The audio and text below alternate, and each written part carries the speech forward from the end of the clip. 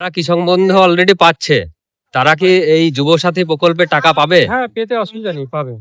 তারা পাবে, তারা অ্যাপ্লিকেশন করতে পারবে।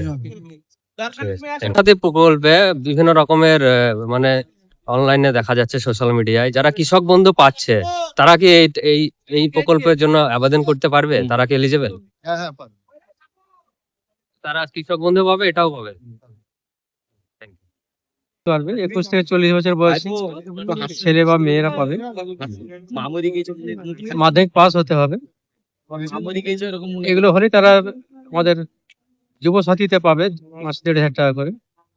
আর কৃষক বন্ধু যারা রয়েছে, তো এজ লিমিট নেই, তাদের ক্ষেত্রে আমাদের যারা ক্ষুদ্র শিল্প ক্ষুদ্র চাষী বা আমাদের যে ভাগ চাষী রয়েছে বা ভূমিহীন ক্ষেতমজুর রয়েছে, ভূমিহীন ক্ষেতমজুরদের জন্য এককালীন সহায়তা রয়েছে, বার্ষিক 4,000 টাকা। এই ফর্মটাও দেওয়া হচ্ছে। আর লক্ষ্মী ভান্ডার তো আমাদের রানিং স্কিম রয়েছে।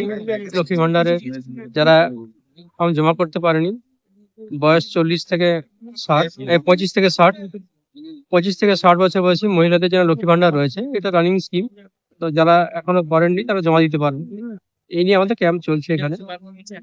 আর এখানে বেলডাঙ্গা ব্লকে এবং মহুলা পিএইচসি তে এই দুই জায়গায় দুটো ক্যাম্প করা হয়েছে। হ্যাঁ, এখানে কারা কারা জমা করতে পারবে? এখানে যে কেউ যে কোনো জায়গার ফর্ম, যে কোনো জায়গার বাসিন্দা হলে জমা করতে পারবে।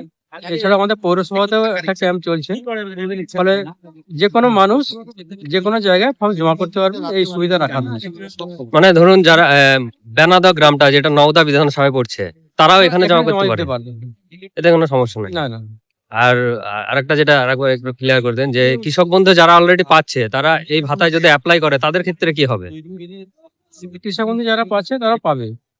আজকে ব্লকে আমাদের যে যুব সাথী তার ফর্ম ছাড়া হচ্ছে, সেজন্য আমরা উপস্থিত হয়েছি যে এলাকায় ব্লকের তোমার যেমন বেলডাঙ্গা সার্কেলে একটা সাইড যেমন বেলডাঙ্গা ব্লকে হচ্ছে, সেরকম একটা ওইদিকে একটা হচ্ছে মহল্লা যে প্রাথমিক স্বাস্থ্য কেন্দ্র আছে সেখানে হবে।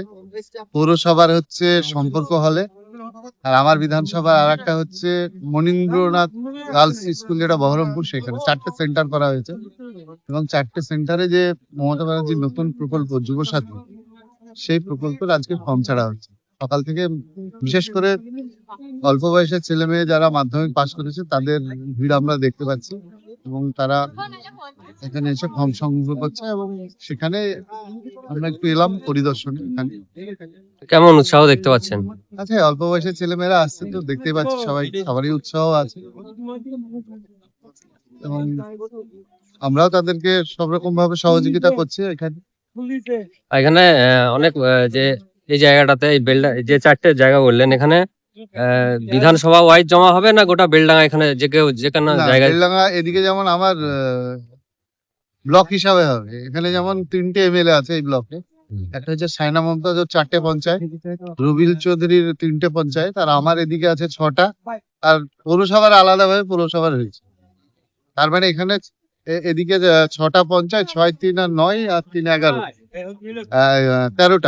13টা পঞ্চায়েতের জন্য দুটো ভাগ করা হয়েছে। একটা হচ্ছে ওই পাটে তোমার মহুলাই হবে, আর এই যে এই পাটটা আছে বেলডাঙ্গার এই পাটটা, এটাই ব্লকে হবে।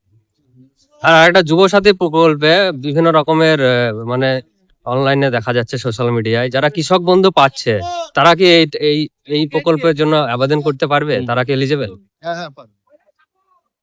তারা কৃষক বন্ধু পাবে, এটাও পাবে।